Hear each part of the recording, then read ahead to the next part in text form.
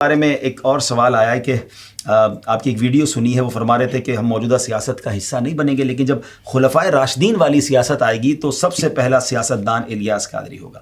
سوال یہ ہے کہ جب خلافت قائم ہو جائے گی تو پھر کیا سیاسی جماعت کی ضرورت ہوگی؟ اس وقت یہ سیاسی جماعت اور سیاستدان یہ اطلاعات چلیں گی نہیں۔ اچھا، یعنی میں اگر خلافت راشدہ کا دور آیا تو انشاءاللہ میں بھی خادموں کی کسی بھی کونے کھانچے میں کھڑا ہو جاؤں گا۔ اچھا، تو ظاہر ہے کہ میں پہلا سیاستدان تو میں حکومت تھوڑی کروں گا۔ یعنی الفاظ میں اب کوئی کہے کہ میرا بچہ تو چاند جیسا خوبصورت ہے تو آپ اس کے گلے پڑ جائیں۔ چاند جیسا خوبصورت کیسے ہو سکتا ہے؟ چاند میں تو روشنی نکلتی ہے، سمجھے؟ اندھیرا دور کرتا ہے۔ تمہارے بیٹے کو اندھیرے کمرے میں دیکھو تو خود وہ نظر نہیں آئے گا، یہ چاند جیسا کیسے ہو گیا؟ اور تمہارے بیٹے کے ناک، کان، آنکھ، اور چاند میں تو کوئی ایسا کچھ ہے ہی نہیں۔ تو یہ مثال حسن میں دی جا سکتی ہے، حسن میں دی جاتی ہے عام طور پہ کہ چاند کی طرح حسین۔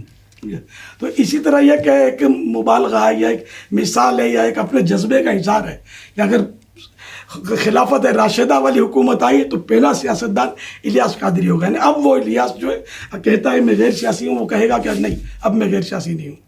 ویسے ایک اندر کی بات پوچھوں آپ سے، کیا واقعی فائنل ڈیسیجن ہے آپ کا اب نہیں آئیں گے سیاست میں؟ کوئی بڑی آفر آ جائے تو؟ کچھ بھی آ جائے، اچھا، فائنل ڈیسیجن الحمدللہ۔ ارے کہ الیاس ہر ایک دور میں انمول رہا ہے، کیا نہ جس کو گولی ہٹا سکی نہ جس کو دھمکی ہٹا سکی۔ اور آپ کو سب میرے اخبار میں سرخیاں بھی چھپی تو مجھے اپنے کوس سے الحمدللہ کوئی نہیں ہٹا سکا، تو یہ لالچ میرے کو کیا ہٹائیے۔ تقریباً 2003 میں دعوت اسلامی کی مرکزی مجلس شورا کا قیام عمل میں لایا گیا۔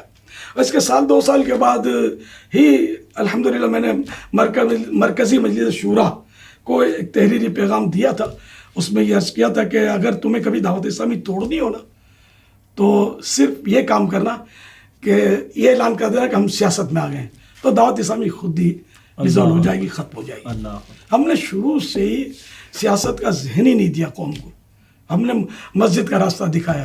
لیکن لوگ یہ کہتے ہیں کہ جو آپ کا مقصد ہے اصلاح کرنی ہے، آپ حکومت میں آ گئے تو اصلاح کرنا آسان ہو جائے گا نا، سارے وسائل آپ کے پاس آ جائیں گے۔ خالی پاکستان کی اصلاح کریں گے؟ اگر کریں گے بھی تو مجھے اپنی اور ساری دنیا کے لوگوں کی اصلاح کی کوشش کرنی ہے، اور یہ بالکل شیخ چلی کے خواب جیسا ہے کہ ہم حکومت میں آ جائیں گے۔ بہت لوگ چاہنے والے ہیں آپ کے، پتہ چل جائے گا۔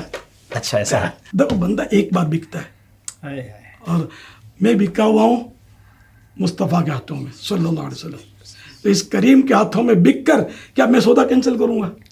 سبحان اللہ۔ وہ کسی شاعر نے بڑی پیاری بات کی ہے، غلام مصطفیٰ بن کر میں بک جاؤں مدینے میں، محمد نام پر سودا سرے بازار ہو جائے صلی اللہ علیہ وسلم۔ دیکھیں پھر میں غلط فہمی دور کر دوں کہ اس کا مطلب میں یہ نہیں لینا کہ ہر سیاسی فرد جو ہے وہ برا ہی ہے، میں یہ کہہ رہا ہوں یہ نہیں سمجھنا، لیکن میں جنرل بات کر رہا ہوں، میں وہ بات کر رہا ہوں کہ آپ کو بھی سمجھ میں آ رہی ہوگی انشاءاللہ۔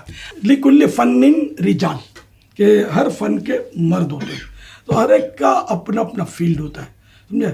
اب کوئی ڈاکٹر ہوتا ہے تو اب ڈاکٹر جو ہوتا ہے ظاہر اس سے بدن کی اصلاح کروائی جاتی ہے، تو آپ سمجھیں کہ جب بدن کی اصلاح کر سکتا ہے، اتنا عقل مند اور ماہر ہے، تو یار اسکوٹر کی بھی اس سے اصلاح کروا لو۔ تو میرے لال یہ پنکچر بھی ڈاکٹر نہیں لگا سکے گا آپ کی سائیکل کا، آپ اسکوٹر اس سے بنوانے جا رہے ہیں۔ تو یہ مرد اپنے یعنی کہ یہ بدن کی اصلاح کر سکتا ہے، دواؤں کے ذریعے کوشش کر سکتا ہے۔ اسی طرح جو انجینئر ہے وہ اپنا حساب کتاب کر سکتا ہے۔ تو یہ کہ ہر فیلڈ میں الگ الگ لوگ ہوتے ہیں، تو اس طرح سیاست والے بھی ہوتے ہیں، ان کی اپنی اپنی سوچیں ہوتی ہیں۔ ہماری یہ سوچیں ہی نہیں ہے، ہماری سوچ مسجد بھرو والی ہے، لوگوں کو نیکیوں کی طرف لاؤ، لوگوں کو خوف خدا کا درس دو، عشق رسول صلی اللہ علیہ وسلم کے جام بھر بھر کے تقسیم کرو۔ تو ہم لوگ یہ کوششیں کر رہے ہیں، تو اگر ایک کی جگہ سب جمع ہو جائیں گے تو پھر کام نہیں چلے گا۔